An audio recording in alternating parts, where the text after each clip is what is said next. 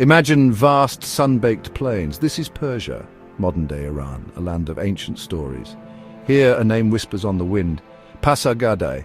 It speaks of power, it speaks of beginnings, it tells of a mighty empire, an empire that changed the world. This place holds deep secrets, it waits to share them. Pasargadae is not just a collection of ruins, it is far more than that. It is a birthplace, the very first capital of the Achaemenid Empire. This empire was huge. It stretched across 3 continents, from the Indus Valley to Greece. Here its foundations were laid by one extraordinary man. His shadow looms large. The air here feels different. It is thin, and it is old. The wind seems to carry voices from over 2 millennia ago, stories of kings and of conquests, stories of dreams and of ambitions. The stones themselves are silent witnesses. They have seen empires rise, they have seen them fall. They remember. Our journey starts here. We travel back in time to the 6th century BC. We seek to understand Pasargadae. We seek the man who built it, Cyrus the Great. We explore his vision, a vision that shaped history. This is a story etched in stone, and it is written on the land itself. Come with me. Who was this Cyrus? History calls him great, but he was more than a title. He was a legend in his own time, a figure of myth. Yet he was very real, a leader of men, a builder of nations. His story is one of courage and of surprising vision. He changed what it meant to rule. Cyrus came from Anshan, a region in southwestern Iran. His people were Persians. His grandfather was Astyages, king of the Medes. Medes and Persians were related, but the Medes held power. Legends say a prophecy foretold Cyrus's rise. Astyages feared him. He tried to have the baby Cyrus killed. But fate, it seems, had other plans for him. Cyrus survived. He grew up strong. He grew up wise. He united the Persian tribes. They were restless under Median rule.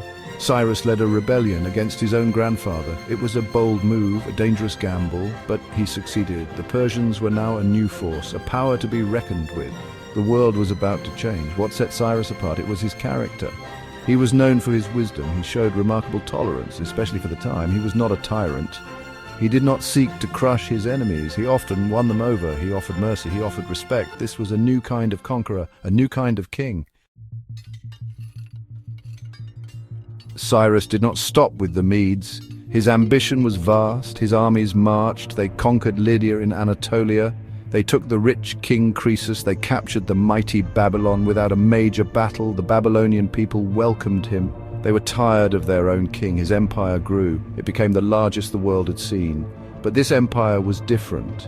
It was not just about land or about tribute. Cyrus had a new idea, an idea of a multicultural state, many different peoples, many different faiths, all living under one rule, his rule. He allowed them to keep their customs, he allowed them to keep their gods. This was revolutionary, it brought stability. The Cyrus cylinder tells this story. It is a small clay document found in Babylon, but its message is huge. It speaks of justice, it speaks of peace. Cyrus declared freedom of worship. He allowed displaced peoples to return home. This included the Jews exiled in Babylon. He helped them rebuild their temple in Jerusalem. This act was never forgotten. His legacy was profound. He was respected even by those he conquered. The Greeks, often enemies of Persia, admired him. Xenophon wrote a biography portraying him as an ideal ruler. Centuries later, Alexander the Great, the man who conquered Persia, he too admired Cyrus. He saw him as a model, a king to emulate. Cyrus's vision echoed through time. Why did Cyrus choose this spot, this plain for his capital, Pasargadae? The name might mean Persian camp or protective club. It was in Parsa, the Persian heartland, the land of his ancestors. This was symbolic. It was also strategic. It controlled important routes. He chose it after defeating the Medes, a place to mark his victory. And his new beginning, this was the first Achaemenid capital. Persepolis came later, built by Darius and Xerxes. Pasargadae was Cyrus's creation, his statement of intent. It was to be the center of his new world, a place of power, a place of ceremony, a place that reflected his ideals. It was where the empire began, its very first heartbeat. Here, on this high plateau, the design of Pasargadae was unusual. It was not a crowded city, like those in Mesopotamia. It was spacious, it was open. Buildings were set far apart, within vast gardens and parks. This layout reflected the empire itself, diverse elements brought together in harmony under the watchful eye of the king. It was a new concept for a royal city. Pasargadae became a multicultural heart. Persian traditions were central, but influences came from elsewhere. From the lands Cyrus had touched, Elamite art, Median craftsmanship, perhaps even Greek or Lydian ideas in its architecture, in its carvings. This blending was deliberate. It showed the empire's scope, it showed its unity in diversity, a bold new experiment. Section 5, the Sacred Garden Paradise on Earth. At the heart of Pasargadae lay the royal garden. This was not just any garden, it was an innovation, a design that would echo for centuries. Archaeologists call it the Chahar Bagh, the fourfold garden. It was divided into 4 quadrants by stone water channels. This was a new way of seeing nature and of organizing space. Water was precious here. It was life. The channels brought it through the garden, carefully engineered, feeding stone basins and watering the plants. Trees and shrubs were planted in ordered rows, creating shade and beauty. It was nature tamed, but also celebrated. A man-made oasis reflecting the king's power over the natural world. This garden was rich in symbolism. It represented paradise. The Persian word paradisa, meaning a walled garden. It gives us our word paradise. It signified abundance and fertility. The king's ability to create order and prosperity, even in a harsh landscape. It was a microcosm of the empire, well-ordered and flourishing under his care. The influence of this Pasargadae garden was immense. It became a blueprint for Persian gardens for centuries. Its principles spread across the Islamic world, to Mughal India, even influencing garden design in Europe. The idea of a paradise garden, an ordered, beautiful sanctuary, it all began here with Cyrus on this windswept Iranian plateau. A lasting gift. Section 6. A monument for eternity. The tomb of Cyrus. The most famous structure at Pasargadae, the one that draws all eyes, is the tomb of Cyrus the Great. It stands alone, simple, austere, yet profoundly powerful. It has endured for over 2,500 years, a testament to the man it honors and to the skill of its builders. It is an icon of Persia and of world history. It is sited carefully within the sacred precinct, not hidden away, but visible, a focal point. It seems to survey the plain where Cyrus founded his empire. Its solitude adds to its majesty. The surrounding landscape forms a natural backdrop, emphasizing its stark beauty. It was meant to be seen. It was meant to be remembered, always. The tomb is built of large limestone blocks, hewn with precision. No mortar was used. The blocks fit perfectly. It has 6 stepped tiers forming a rectangular base. On top sits a small chamber with a gabled roof like a simple house. The design is unique. There are debates about its influences. Some see Lydian or Ionian touches, others purely Persian ingenuity. Inside that small chamber, Cyrus was once laid to rest in a golden sarcophagus. Accounts tell of rich grave goods, his weapons, his robes, his jewels. But the tomb was plundered in ancient times. Alexander the Great was angered by this. He ordered it restored.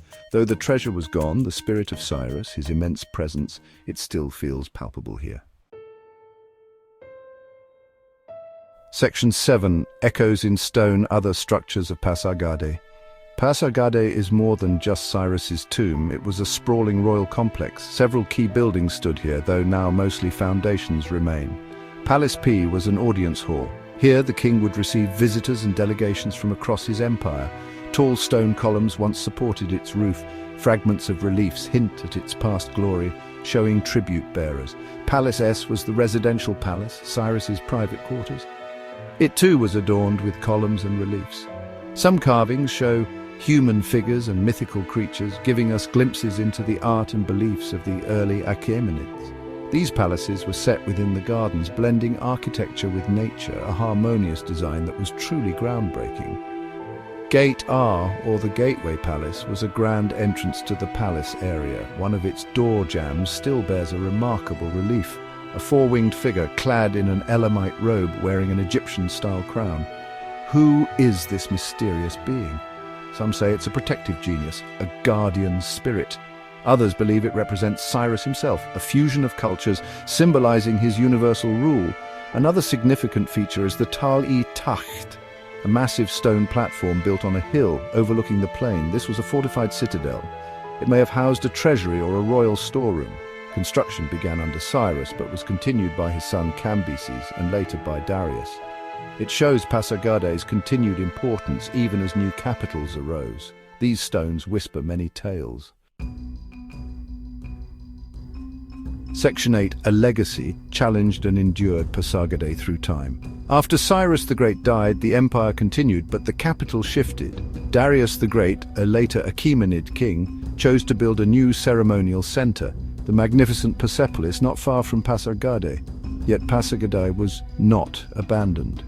It retained its symbolic importance. It was still revered as the place of Cyrus, the founder. Royal coronations may have occurred here. Centuries later, a new conqueror arrived, Alexander of Macedon. He swept through Persia, defeating the Achaemenid army. He reached Pasargadae. He knew of Cyrus. He admired him. Perhaps he saw a kindred spirit, a fellow empire builder. When he found Cyrus's tomb desecrated, he was reportedly dismayed. He ordered its repair, a strange act of respect from a conqueror to a conquered king. Through the long centuries that followed, Pasargadae faced many challenges. Dynasties rose and fell, earthquakes shook the land, the site suffered from neglect, its stones weathered, its gardens became dust, much was lost to time. The memory of Cyrus and his first capital faded into legend for many. Only the stark tomb stood, a silent sentinel on the plain known to locals. Then came the age of archaeology. In the 19th and 20th centuries, scholars and explorers began to investigate the site. They dug, they measured, they pieced together the clues. Slowly, Pasargadae's secrets were uncovered. Its layout was revealed, its purpose understood. The story of Cyrus's vision at his first great city re-emerged for the modern world, a lost chapter found. Section 9, A Treasure for Humanity, Pasargadae, as a UNESCO World Heritage Site. The significance of Pasargadae is now globally recognized. In 2004, UNESCO declared it a World Heritage Site. This is a prestigious designation. It means the site has outstanding universal value. It belongs to all of humanity, not just to one nation. It acknowledges Pasargadae's role in the story of human civilization and the development of empires. This UNESCO status is crucial. It helps to protect Pasargadae. It brings international attention and expertise for its conservation. The Iranian authorities work hard to preserve these ancient remains against the forces of nature and the pressures of the modern world so that future generations can also stand here and marvel at what Cyrus achieved. It ensures its legacy endures. Pasargadae holds a special place in Iranian hearts and heritage. Cyrus the Great is a national hero, a symbol of justice and good kingship. His tomb is a site of pilgrimage, a place of national pride. It connects modern Iranians to their deep and rich past. It reminds them of a time when their ancestors shaped the world, a powerful, enduring connection. To visit Pasargadae today is to take a journey into the very dawn of the Persian Empire. You can walk where Cyrus walked. You can feel the vastness of the sky, the silence of the plains. It is a place for reflection, a place to ponder the rise and fall of empires, the enduring power of ideas. Here, in the heart of ancient Persia, an ancient dream still resonates.